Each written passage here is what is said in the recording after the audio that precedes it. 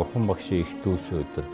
Дүүцэн өдөр гэдэг бол буян их хурдаг ийм өдрүүд дүүцэн өдөр гэж ингэж тэмдэглэж хэлсэн байдаг. Тэгэхээр энэ жилийн хувьд бол энэ 15-ны өдөр бол одоо засал номоо хийж байгаа, энэ хүрээ хийдээр явж байгаа ийм улсууд бол одоо амандаа ядаж майн тоолоод тэгээд одоо ямар тарин майн мэгзэн уншдаг тэрийг уншаад тэгээд дээрэс нь одоо жилийнхаа засал номондоо ёо шамдаад тэгээд одоо дараа жилдээ ямар том ажил энэ төр төлөвсөн байна. Тэр бүгдээ сайхан багтаага залбираад ингээд амьдралынхаа сайн сайхны төлөө бодож ингээд буян номоо үйлдэж явна шинэ 15 минут дотор.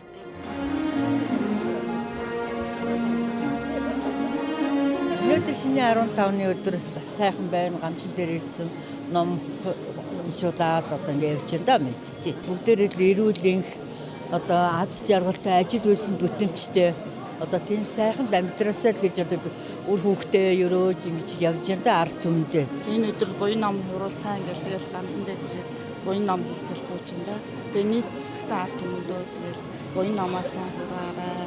Тэгээд эрүүл энхийг сайн хүсье да. Үр хүүхэд одоо ханичил одоо гэрэл бүгдэд нь хамаатан саднага төлөөл бурхан босоосуудаа хойноос аваач ихэ хойноос манайшуулаад явж байна. 15-ны хурал гэдэг чинь аюу мундаг хурал байдаг байхгүй юу? Тэрийг заавал уншуулах хэрэгтэй гэл ээж минь тэгээд сургацсан. Тэгээд ерөөсөө мөнхийн шинэ 15-нд ирж хурал намаа бичүүлдэг юм. Эмэнэ жилийнхаа заслыг нэг алтан ганжуур өчүүлчаад явж байна. Морин жилдээ илгээрээ камолн төрлөөрөө төвш амгалан ингээ төрөөс төмөө олон амар амгалан байх болохгүй л гэж өрөөдөө юм.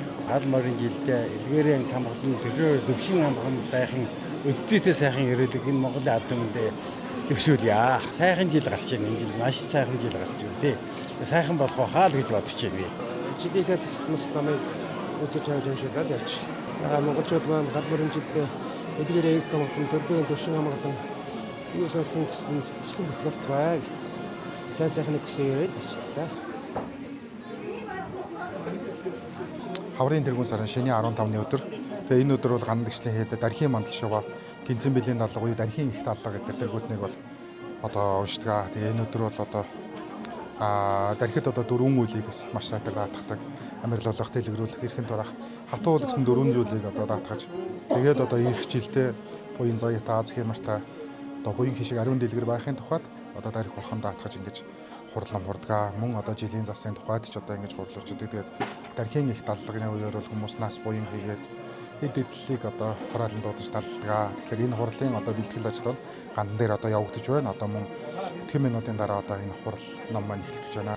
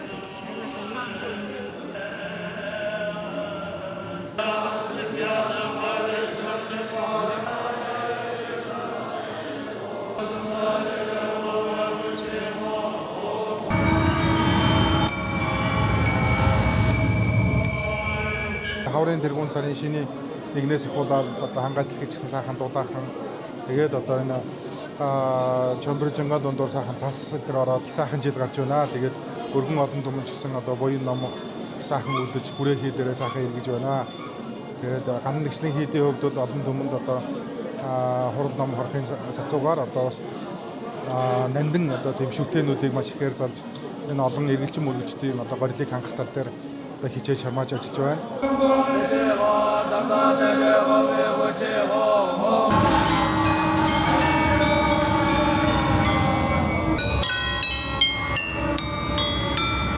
Жаран жилээр ингэж одоо Монгол зурхаа тооцож Монголын газар нутгийн хуваарт ингэж гаргадаг. Тийм учраас энэ жил бол 17 дугаар жарны 40 дэх жил гарч байгаа юм. 60 жилд мор жил бол 5 удаа гарна гэсэн үг. Тэгэхээр энэ жил бол гал мор жил нь гарч байгаа.